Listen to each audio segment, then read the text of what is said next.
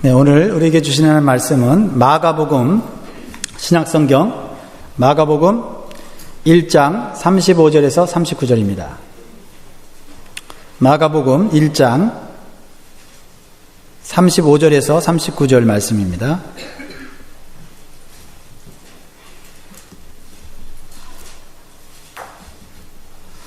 자, 스크린에도 준비되어 있습니다. 같이 한번 보겠습니다. 35절 제가 읽겠습니다.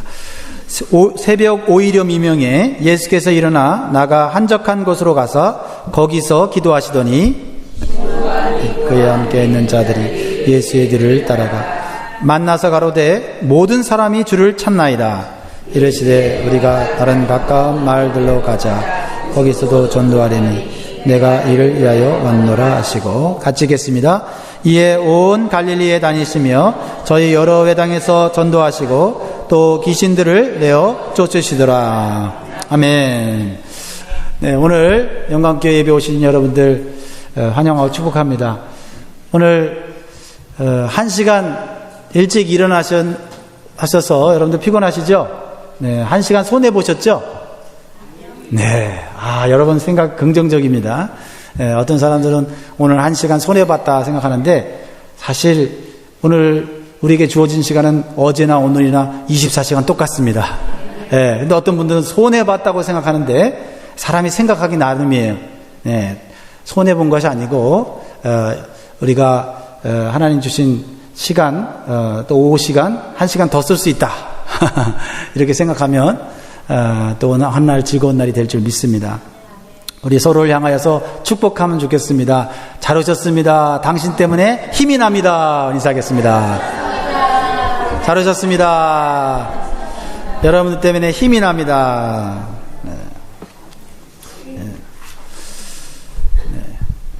그래도 오늘 늦지 않고 대부분 다 이렇게 일찍 오셔서 얼마나 감사한지 모르겠습니다. 정말 잘 오셨어요. 예수님께서는요, 우리가 믿는 예수님께서는 삶의 목적이 분명한 분이셨어요. 삶의 목적이 분명한 사람은요, 삶의 결과도 좋아요. 할렐루야. 네. 여러분 삶의 목적을 분명히 하시기 바라요. 그러면 여러분 삶의 마지막도 좋은 결과를 낳을 것이에요. 예수님께서 하늘에서 이 땅에 오신 목적이 뭘까요? 우리 몇 주 전에 몇 가지들을 나눴죠. 기억하는지 한번 테스트를 해보겠습니다. 예수님 이 땅에 오신 목적이 의인을 부르러 온 것이 아니라 죄인을 부르러 왔다. 그래서 저와 여러분 같은 죄인이 구원을 받게 된 거죠. 네, 너무 감사하죠. 또 예수님께서는 목자 되신 하나님을 잃어버린 자를 찾으러 오셨다.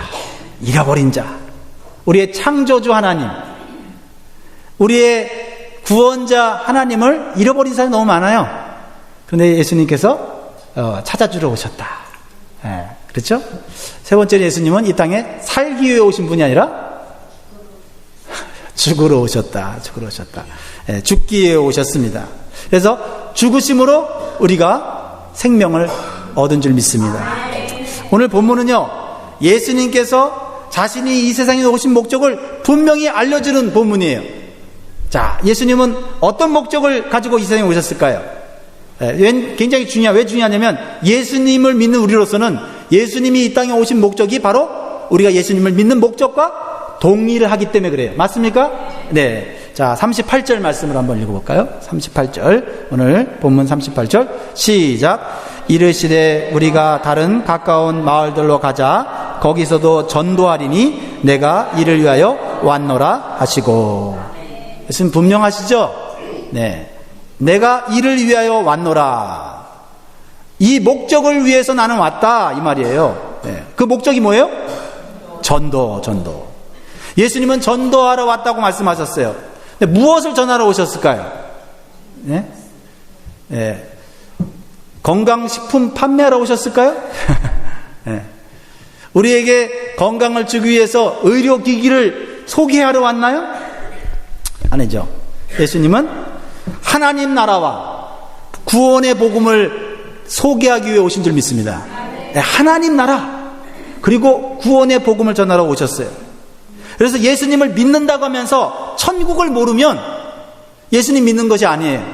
예수님 믿는다고 하면서 구원받지 못했으면 아무리 교회 열심히 다녀도 헛된 신앙생활을 하는 것이에요. 맞지요? 예. 예수님을 믿는다고 하는 것은 예수님이 이 땅에 오신 목적을 믿는 거예요. 예. 목적을. 예수님이 이 땅에 오신 목적은 하나님 나라와 구원의 복음을 전하러 오셨다. 예. 전도하러 오셨다 이 말이에요. 전도하러. 우리도 천국을 믿고 구원을 받았다면 우리도 다른 사람들에게 하나님의 나라와 이 구원의 복음을 전하는 일을 해야 된다. 그것이 바로 우리에게 주어진 사명이고 또 우리에게 주어진 소명입니다. 자, 예수님은 이 목적을 이 땅에서 어떻게 이루어 가셨을까요? 그 목적을 이루는 것이 쉬웠을까요? 지금 예수님은요, 갈릴리 지방의 한 집에 머물고 계세요. 예수님이 머무는 집은 다 복을 받았어요. 네, 할렐루야. 여러분 가정에 주님을 모시기 바랍니다. 아멘. 여러분 마음에 주님을 모시기 바랍니다. 아멘. 주님이 계신 곳에 은혜가 있고 축복이 있어요. 아멘. 혹시 여러분 마귀를 마음에 모시고 싶은 사람 있어요? 없을 거예요. 네. 더러운 귀신을 마음에 모시고 싶은 사람 있어요? 없을 거예요. 사람은 마음에 누구를 모시느냐, 가정에 누구를 모시느냐에 따라서 그 인생이 달라지는 것입니다. 그런데 오늘 예수님은 한 집에 들어가셨어요. 근데 그 집이 누구냐면 여러분이 잘 아는 분의 집이에요. 베드로의 집입니다. 베드로의 집에 들어가셨다고 말하고 있어요. 베드로가 이때는요, 예수님 제자가 돼서 이제 막 신앙생활 시작했을 때, 초신자였어요. 베드로가 초신자였을 때. 근데 마침 베드로의 장모가 열병이 나갔고 누워서 시름시름 앓고 있었어요. 고통을 당하고 있었어요. 예수님께서 그 열병 하나 못 고치겠어요? 예수님이 오셔서 그 베드로의 장모의 열병을 즉시 고쳐주신 줄 믿으시기 바랍니다. 본문 말씀 앞에 보면 그게 나와 있어요. 능력 많으신 예수님께서 이렇게 여러분의 집에 오시면 모든 문제가 해결되는 것입니다. 여러분의 마음과 가정에 예수님을 초청하시기 바라요. 네. 믿음으로 초청하면 됩니다. 예수님 우리 가정에 오십시오. 예수님 내 마음에 오십시오. 여러분, 그런데요, 예수님이 베드로의 장모의 열병을 고치자 소문이 나기 시작했어요. 그러자 문 앞에 수많은 사람들이 모든 병자들과 귀신 들린 사람들을 데리고 오기 시작했어요. 예수님께서는 거절하지 않으시고 불쌍히 여기시고 모든 병을 고쳐주시고 귀신을 쫓아내 주셨어요. 우리 주님은 자비가 많으신 분이에요. 어떤 분들은 이렇게 예수님을 생각하는 분이 있어요. 야, 이 세상 사람들이 얼마나 많은데 그 기도를 예수님이 다 들어주겠느냐고, 나라도 예수님 힘들지 않게 하기 위해서 난 기도하지 않는다고 그렇게 말하는 사람도 있더라고요. 예수님은 아무리 많은 사람들이 요구하고 부탁해도 다 들어줄 수 있는 능력이 하나님인 줄 믿습니다. 네. 우리가 그것을 믿는 거예요. 예수의 소문이 다 퍼져갖고 그 동네 사람들이 다 그 베드로의 집 앞에 다 모였어요. 예수님의 인기와 영광이 하늘까지 높아졌어요. 하루아침에. 예수님은요, 이름이 없는 사람이었어요. 목수의 아들이었어요. 예, 뭐 제대로 학교 다니거나 배우신 분이 아니에요. 그런데 예수님께서 이렇게 능력을 보여주시니까 갑자기 예수님이 인기와 영광을 얻으시게 된 거예요. 이제 예수님을 막 따르기 시작한 제자들이 흥분되기 시작했어요. 왜 흥분됐을까요? 맞춰보세요. 마침 분에게는 제가 선물을 좀 드릴까요? 왜 흥분됐을까요? 네. 야, 내가 예수님 믿고 제자가 된 것은 탁월한 선택이었다. 내가 잘했다. 훌륭하다. 야, 예수님 믿기 위해서 직장도 버리고 예수님 믿기 위해서 이렇게 모든 것을 버려두고 예수님을 따라 예수님 제자 됐는데 정말 선택을 잘했다.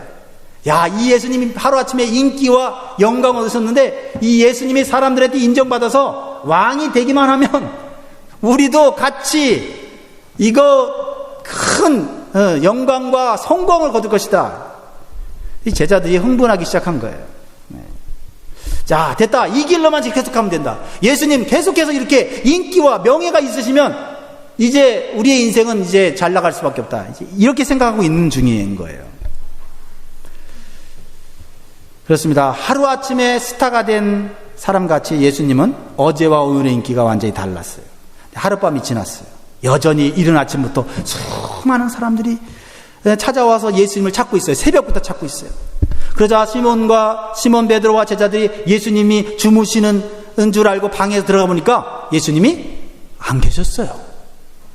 예수님이 이 새벽부터 어디 가셨지? 아니, 예수님 어디 가신 거야? 갈릴리 지역에서 슈퍼스타가 되신 예수님은 새벽부터 어디를 가셨을까요? 예수님 한번 찾아보세요. 어디 계실까요? 여러분, 연예인들이 하루아침에 이렇게 TV나 영화를 통해서 인기를 얻으면요, 대단합니다. 완전히 달라져요. 외모가 달라지고요. 몸에 걸치는 옷들이 달라지기 시작하잖아요. 혹시 예수님이 너무 인기가 높으셔갖고 인기 관리를 위해서 멋진 몸매를 만들어 짐에 운동하러 가셨을까요? 새벽에? 아니면 연예인들처럼 외모를 이제는 좀 가꾸기 위해서 미용실에 가서, 유명한 미용실, 거기 가갖고, 머리라도 좀 하고 계시고, 화장이라도 하고 계신 걸까요? 그리고 멋진 옷을 입기 위해서 의상실에 쇼핑하러 가셨을까요? 오늘 본 말씀은 예수님은 새벽 미명에 아직 밝기 전에 기도하러 가셨다고 기록하고 있어요. 지금 예수님은 인기와 명예를 한 몸에 받고 있는 분이에요. 지금 예수님은 사람들과 함께 있어야 돼요. 그리고 그 사람들의 그 요구대로 해주기만 하면은 예수님은 그냥 그대로 그냥 높아지는 겁니다. 영광을 얻는 거예요. 그런데 예수님은 한적한 곳으로 가셔서 기도하셨다 이렇게 말하고 있어요. 한적하다라는 이 단어 에레모스는 홀로라는 뜻이에요. 홀로. 버려졌다 이런 뜻이고요. 고독하다 이런 뜻이고요. 사막과 같다 이런 뜻이에요. 여러분 뭔가 좀 이렇게 번쩍하지 않습니까? 제자들은요, 예수님이 전혀 생각지도 않은 곳에 계셨기 때문에 열심히 찾으러 돌아다녔어요. 예수님이 홀로 버려진 곳에 외롭게 쓸쓸하게 광야에 가서 무릎 꿇고 기도하리라고는 상상도 하지 못했단 말이에요. 주택가가 아닌 사막가 같은 곳에서 홀로 계신 예수님을 만나자 그들은 예수님에게 흥분하면서 예수님한테 말을 하고 있어요.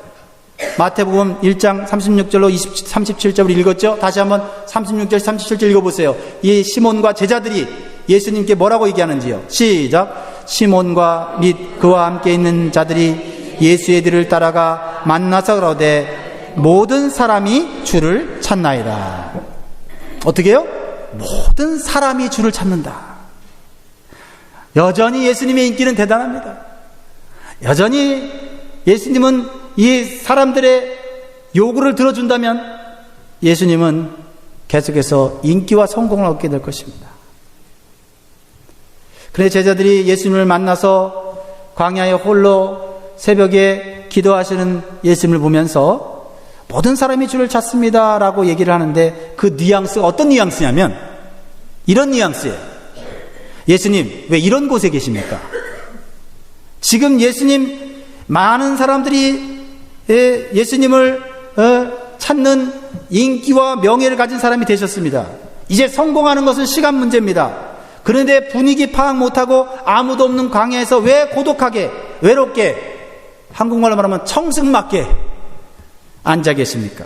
지금 이 정도 인기와 영광이면 예수님 앞으로 왕이 될 수 있는 길에 들어섰습니다. 여러분들은 이 장면을 어떻게 생각하십니까? 사람이 살아가면서 능력을 인정받고 인기를 얻는 것이 얼마나 힘들어요? 그리고 인기가 있을 때, 기회가 있을 때 놓치지 말고 더 높은 곳으로 올라가야 하는 것이 이 세상의 이치예요. 기회가 있을 때 잡아야 돼요. 그런데 홀로 기도하고 계셨던 예수님은 제자들의 기대와는 전혀 다른 말씀을 하시고 계세요.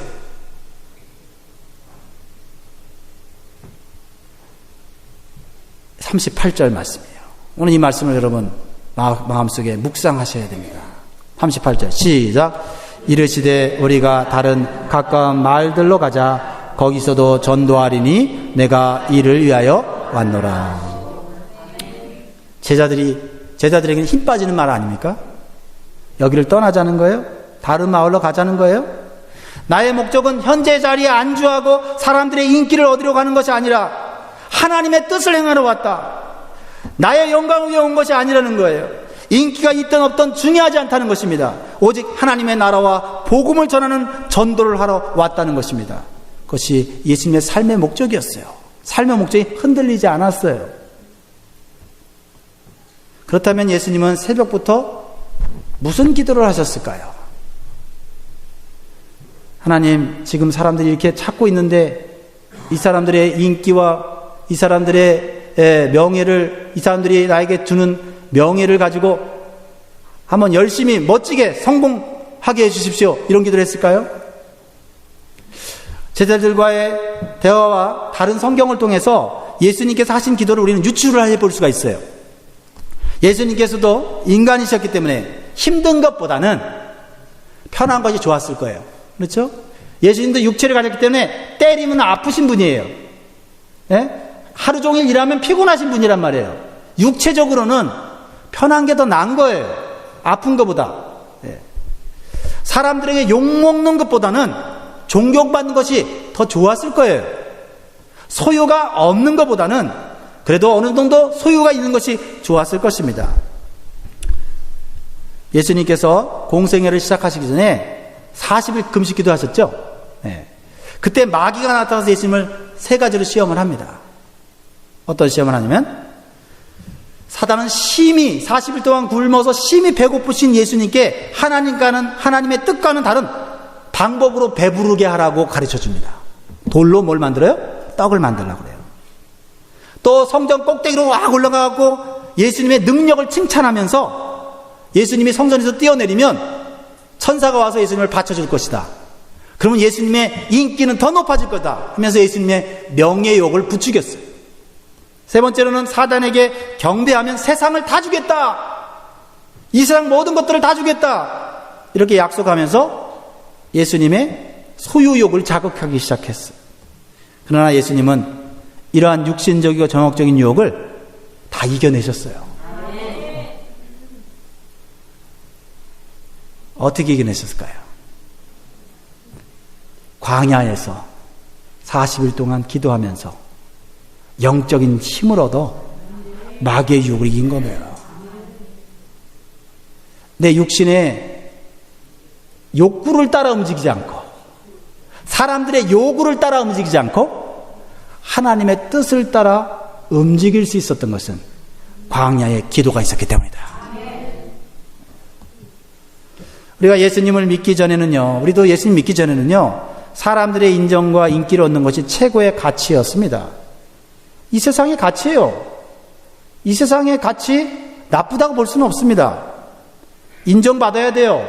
인기가 있어야 돼요. 그래서 직장에서 승진하죠. 더 좋은 직장으로 가죠.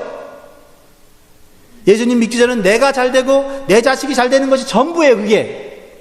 그러나 예수님 믿고 난 다음에는 그것도 중요해요. 내가 잘 되고 내 자식 잘 되는 것도 중요합니다. 그러나 최고의 가치는 하나님의 뜻과 영광인 줄 믿습니다. 맞습니까? 여러분이 예수 믿고 변화된 것이 한 가지 있다면 하나님을 최고로 여기는 것이고 하나님의 뜻을 최고로 여기는 것이고 하나님의 영광을 최고로 여기는 거 아니겠어요? 만약 아니라면 한번 생각해 보시기 바라요. 예수님 믿고도 내가 잘 되고 자식이 잘 되는 것이 하나님 뜻보다 더 중요하다고 생각하다면 한번 생각해 보세요. 내가 정말 예수님 믿는 제자가 맞는지 성도가 맞는지.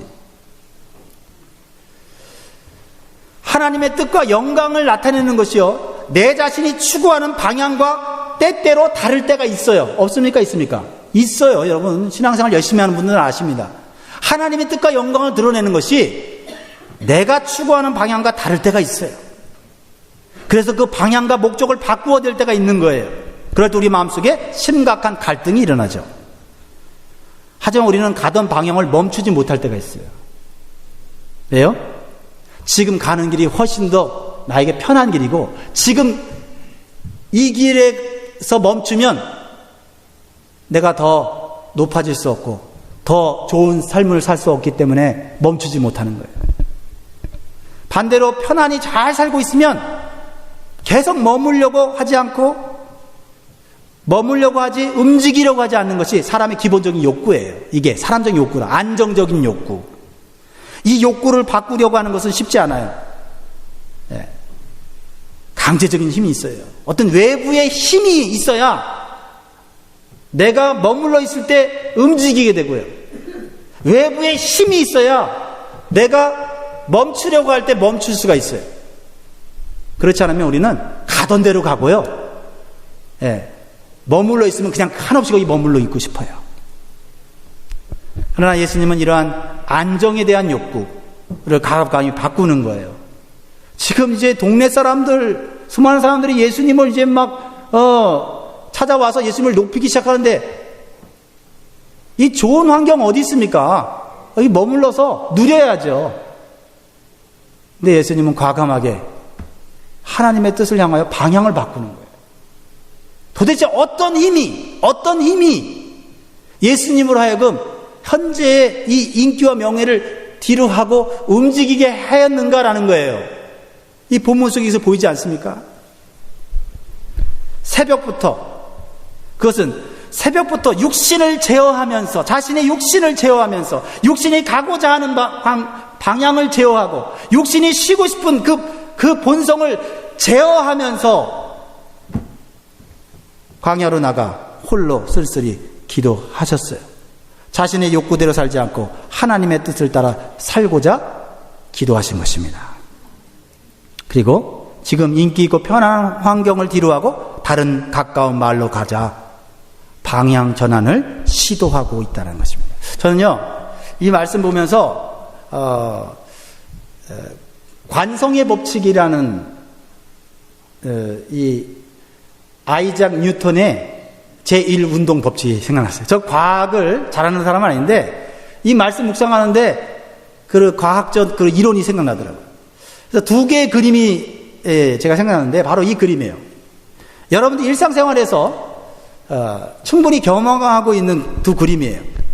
버스 두 그림이 보입니까? 저는 보이는데 저 뒤에. 버스가 있고 지금 사람들이 첫 번째 버스는 앞으로 넘어지고 있어요. 뒤에 버스는 사람들이 뒤로 자빠지고 있어요. 뒤로. 여러분, 첫 번째 버스와 두 번째 버스의 차이점이 뭐예요? 지금 첫 번째 버스는 차가 정지하는 거예요? 아니면 가는 거예요? 가는 거예요? 정지하는 거예요? 앞으로 넘어져, 사람들이 앞으로.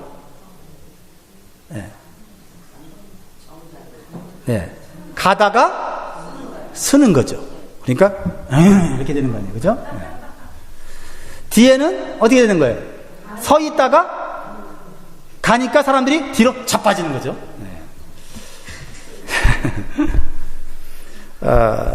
이것이 유명한 과학자인 아이작 뉴턴이 발명한 관성의 법칙이에요.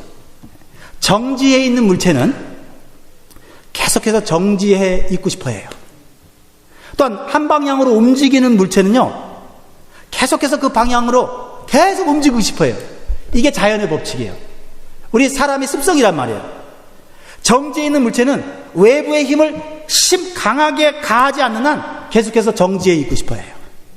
또한 한 방향으로 움직이는 물체는 힘을 가하지 않는 한 방향을 바꾸지 않아요. 우리의 삶도 마찬가지예요. 현재 나에게 편안하고 익숙한 것만 계속해서 하려고 해요. 또한 내가 하고 싶은 일만 계속해서 하려고 해요.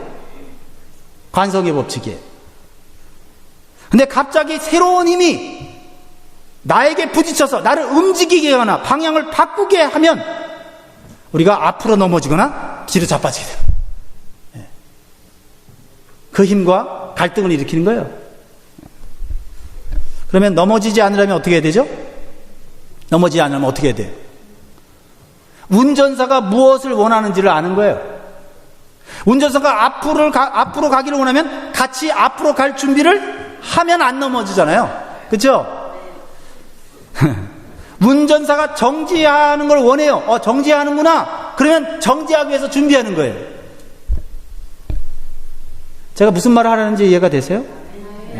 우리 신앙생활도요, 내가 현재의 자리에서 그냥 안주하고 지금이 편하다 이렇게 생각하고 있으면요,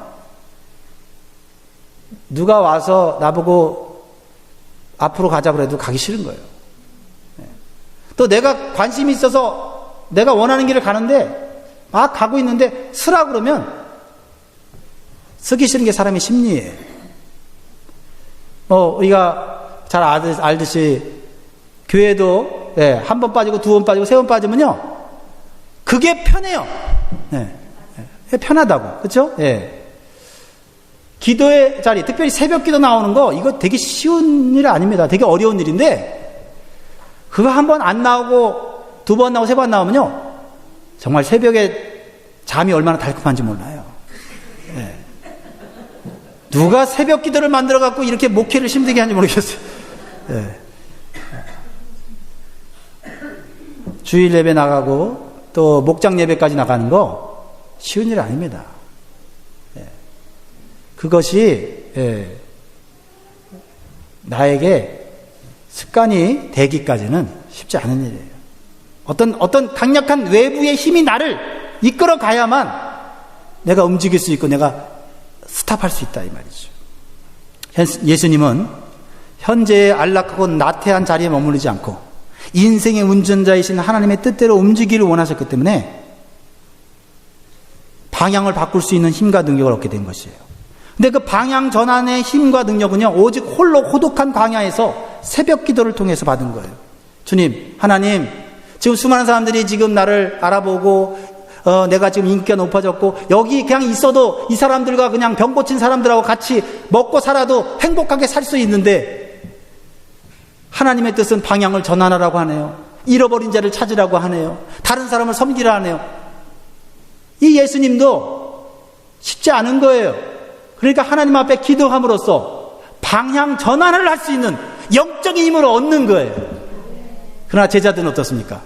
예수님 사람들이 찾아요. 모든 사람들이 찾아요. 사람들이 찾는 대로, 사람들이 원하는 대로 해야지 인기가 높아져요. 예수님은 사람들이 원하는 대로 않고 다른 가까운 마을들로 가자. 내가 이를 위해서 왔다.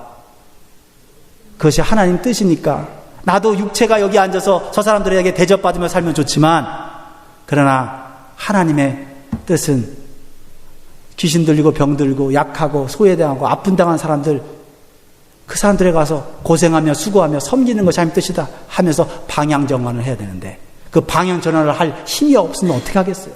계속 가던 대로 갈 거 아니에요. 하나님의 영적인 힘을 받아 방향 전환하는 거예요. 하나님의 영적인 힘을 받지 못하면 어떻게 해요? 자꾸 핑계대고 변명하고 내 상황이 이럴 수밖에 없잖아. 지금 상황이 이렇게 좋은데 왜 이거를 굳이 힘들게 해야 돼? 이런 생각을 하게 돼 있다는 거예요. 그게 관성의 법칙이에요, 사람이. 여러분, 제자들은 이러한 영적인 힘을 얻는 방법을 지금은 알지 못하고 있잖아요. 그죠? 이제 막 제자가 됐고 이제 막 예수님 믿기 시작했어요. 그래서 온전히 주변 사람들에게 끌려다니는 삶을 살고 있는 거예요. 많은 사람들이 예수님을 찾아와서 병고침을 받고 그들이 치유됐을 때 이 제자들은 흥분했어요. 야, 이제 예수님은 인기가 하늘같이 올라가졌다. 우리도 같이 인기가 올라가겠지? 근데 예수님은 너무나도 섭섭한 말을 하세요. 너무나도 내 육신에 불편한 그런 말을 하세요. 야, 여기 내려놓고 여긴 됐다. 다른 가까운 마을로 가자. 이거 듣기 좋은 말 아닙니다.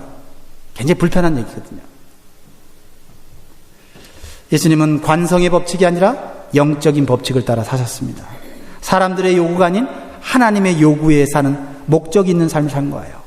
근데 그것이 더 많은 사람들에게 행복을 주었다 이 말이에요. 기도하시고 영적인 힘을 받아 방향을 힘들게 전환하여 새로운 사역을 하고 계십니다. 38절 말씀 다시 읽으면 이 말씀이 더 깊게 다가올 것입니다. 38절 시작. 이르시되 우리가 다른 가까운 마을들로 가자. 거기서도 전도하리니 내가 이를 위하여 왔노라 하시고. 근데 그 결과는 어떻습니까? 그 결과는 새로운 하나님의 역사와 은혜를 체험하게 되는 거예요. 새로운 하나님의 역사와 새로운 은혜를 경험하게 되는 것입니다. 나 중심의 삶에서 다른 사람을 섬기는 삶으로 나아갔을 때 지금 경험하지 못했던 더 새롭고 더 깊고 더 넓은 축복의 세계로 나아갈 수 있다 이 말이에요. 39절 결과가 나와 있잖아요. 39절 시작. 이에 온 갈릴리에 다니시며 저희 여러 회당에서 전도하시고 또 귀신들을 내어 쫓으시더라. 할렐루야. 여러 회당에서 전도할 기회가 있었어요. 또 귀신들을 내어 쫓았다. 여러분, 귀신들 영혼들 얼마나 불쌍합니까? 그렇죠? 그런데 베드로의 집 근처에 있는 사람들 병 고쳐주시고 귀신 쫓아내셨어요. 근데 여기서 또 귀신 들린 사람들을 또 내어 쫓으셨다고 말씀하고 있어요. 다른 사람들을 귀신에게서 해방시키고 새 생명을 경험하게 하고 천국을 알게 하는 기쁨을 누리게 하신 것입니다. 그렇습니다. 우리가 관성의 법칙을 따라 현재의 삶에서 그대로 머물러 있으면서 새로운 변화, 새로운 기적을 원하기 때문에 진정한 영적 변화와 성장과 열매가 안 나타나는 거예요. 관성의 법칙을 뛰어넘는 영적인 힘을 가지고 새로운 방향으로 내 자신을 광야로 홀로 있는 곳으로 기도의 자리로 나아갈 때 하나님은 나로 하여금 더 큰 일을 하게 하시고 더 많은 사람들을 섬기며 행복하게 만드는 일을 하게 되는 줄 믿습니다. 저는 압니다. 현재의 삶에서 조금이라도 변화가 생기면 이제 나이가 이렇게 들었는데 지금 내 삶에 변화를 일으키면 내가 어떻게 케어를 하지? 겁이 날 거예요. 그래서 현재의 자리를 안전하게 지키려는 태도로 그냥 내가 컨트롤하며 사는 거예요. 그러니까 하나님의 말씀이 들어와서 지식은 있는데 그 말씀이 내 안에서 역사하지 못하는 거예요. 그러니까 영적 지식만 늘어나지 말만 잘하지 영적 체험은 점점 사라지는 것입니다. 마지막으로 제가 한 책을 읽은 것을 소개하기를 원합니다. 책 제목이 너무 좋아서 제가 읽어봤는데요. 사랑하기 위해 살고 살기 위해 사랑하라. 사랑하기 위해 살고 살기 위해 사랑하라. 멋지잖아요? 이 책 저자는요, 한국의 세브란스 재활병원에서 26년째 상담하는 김봉남 여자 전도사님이 쓰신 책이에요. 이런 간증이 나와요. 이분이 전도사님이 되시기 전에 좀 상당히 좀 부정적이고 고집이 센 그런 교인이었답니다. 이런 교인을 누가 좋아하고 누가 끌어안겠습니까? 하지만 하나님의 뜻에 순종하여 사랑하고 섬기는 성도들로 인해서 이분이 영적으로 변화되고 성장하게 되었다라고 간증하는 책인데요. 한 가지 소개하자면 이분이 이런 얘기를 합니다. 지금까지 내가 살 수 있었던 건 우리 교회 분들의 헌신과 기도 덕분입니다. 남편을 잃고 홀로 되었을 때 교인들이 자주 찾아왔습니다. 그리고 나를 돕기 위해서 17명의 후원회를 조직하기도 했습니다. 하루는 연세가 많은 권사님들이 나를 불렀습니다. 이렇게 얘기합니다. 우리는 늙어서 너희 집에 가서 밥이나 빨래를 해줄 수 없구나. 그래서 하루에 3번 시간을 정해놓고 너를 위해 기도하고 있단다. 그러나 너무나 부끄러운 고백이지만 이분은 한때 교회의 가시 같은 존재였습니다.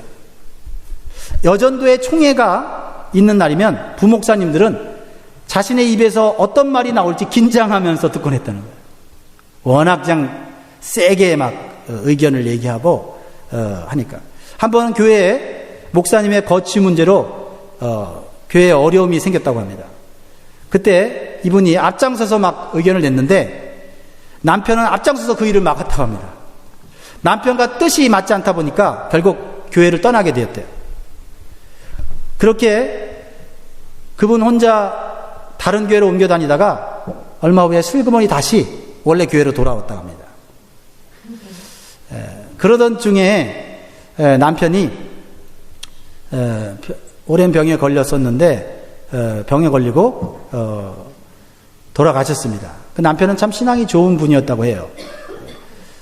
부인은 남편한테 나는 하나님이 계신 게 안 느껴져. 당신이 이렇게 아픈데 왜 하나님이 안 고쳐주지? 근데 이 아픈 이 남편은 나는 아프고 죽을 병에 걸렸는데 나는 매일매일 하나님이 느껴져. 권사님들이 와서 이렇게 기도를 해주면서 권사님들이 이런 기도를 한다는 거예요. 하나님 늙은 종을 데려가시지 왜 이 젊은 사람을 데려가시려고 이렇게 하십니까? 그런 기도를 할 때마다 누가 자기 자식도 아닌데 대신 죽으려고 하느냐? 하나님 살아계시지 않으면 어찌 이런 기도를 할 수 있겠냐? 그러면서 여보, 하나님 살아계시다고. 그리고 나서는 남편이 얼마 후에 돌아가셨다고 해요. 이런 고난을 겪은 자신을 성도들이 외면을 해도 할 말이 없었는데, 자신이 멀리하고 자신이 미워하던 권사님들과 장로님들이 먼저 자신을 찾아오셨대요. 그리고 끌어안고 같이 먹고 살자며 이렇게 기도하셨답니다.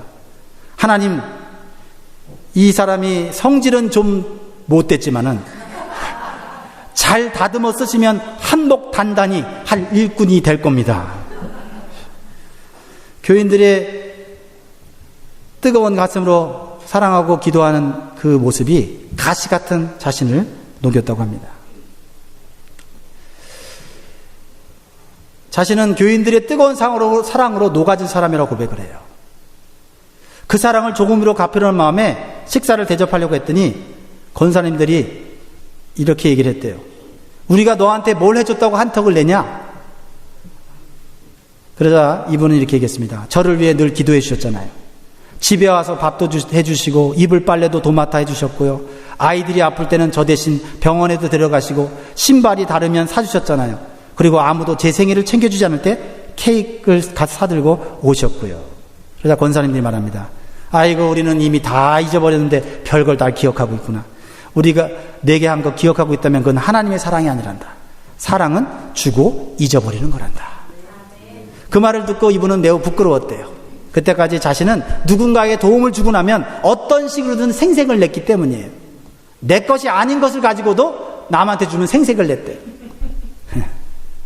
그러자 그 권사님들이 이런 말을 했대요. 내가 꼭 우리에게 감사하고 싶거든 다른 사람에게 갚아라. 그래야 사랑이 돌고 돌아서 땅끝까지 이르게 된단다. 그래서 이분은 내가 누구에게 그 사랑을 갚아야 될까 하다가 돌아보니까 한 번은 자기처럼 혼자 된 집사님의 아이들 등록금을 내준 적이 있었대요. 나도 교인들에게 신세를 많이 지고 살았어요. 그런데 그들이 다른 사람에게 갚으라고 해서 집사님에게 갚은 거예요. 다음에 형편이 나아지면 더 어려운 사람에게 갚아주세요. 그 집사님은 종일 마트에서 일을 해서 다리가 통통 부어 있었습니다. 지금은 아들과 딸이 좋은 곳에 취직을 했는데도 일을 계속하고 있대요. 그렇게 힘들게 번 돈을 이따금 자기에게 쥐어주면서 다른 사람에게도 아낌없이 또 베풀어 주기도 한다고 합니다. 사랑은 이처럼 돌고 도는 것입니다. 그리스도의 사랑은 퍼져나가는 것입니다. 우리끼리만 서로 사랑하면 안 됩니다. 우리가 믿지 않는 사람과 다를 바가 없지 않습니까? 소외된 이웃을 사랑해야 합니다. 내 눈 밖에 난 사람들을 돌아볼 줄 알아야 됩니다. 가난하고 낙심한 자를 찾아가야 합니다. 누군가 낙심하여 절망할 때 용기를 주고 같이 먹고 살자고 해야 합니다. 그렇습니다. 이제 말씀을 정리하겠습니다. 관성의 법칙을 따라 사는 것은 자연의 법칙이고 우리의 본성이고 습성이에요. 내 편한 대로 내 고집대로 살면 내 아이 내면에 어떤 변화 일어나지 않습니다. 그러나 하나님이 주신 사랑의 힘을 받아 내 본성의 욕구를 방향을 바꿔서 다른 사람들을 섬기고 내가 손해보고 희생하면 그때부터 새로운 변화와 성장이 일어나게 되는 것이죠. 사랑하는 성도 여러분, 예수님처럼 사람이나 환경에 끌려다니지 말고 하나님의 뜻을 따라 사는 삶을 위해 새벽 명령에 홀로 버려진 광야로 나아가 기도하는 결단이 있어야 돼요. 그리고 내 삶의 방향을 하나님의 뜻대로 전환하는 영적인 힘을 얻어야 돼요. 마음만 가지고는 안 돼요. 그럴 때 이전에 경험하지 못했던 하나님의 능력과 축복을 경험하게 될 줄 믿습니다. 기도하겠습니다. 그래서 기도할 때 하나님 아버지, 현재의 삶이 너무 힘들고 어려워서 그냥 이렇게 쭉 살아갈 수밖에 없다고 그렇게 우리는 얘기합니다. 그러나 영적인 힘을 얻으면 우리는 다른 방향으로 하나님이 원하는 길로 갈 수 있습니다. 내 힘으로는 할 수 없지만 하나님의 힘으로 내 관성의 법칙을 바꾸고 또 새로운 길로 하나님 원하시는 길로 갈 수 있습니다. 혹시 내가 손해보고 희생하고 내 시간을 빼앗기고 내 물질을 다른 사람에게 쓰는 것이 아까워서 못한다면 내 인생은 그 모양 그 꼴로 있다가 맞춰질 것입니다. 그러나 한 걸음 더 나아가 조금씩 손을 내밀고 조금씩 손해보며 섬길 때 하나님의 놀라운 역사가 일어나는 것입니다. 그러므로 이 시간 다 같이 그러한 삶을 우리가 시도하고 시작할 수 있게 해달라고 다 같이 한번 기도하겠습니다.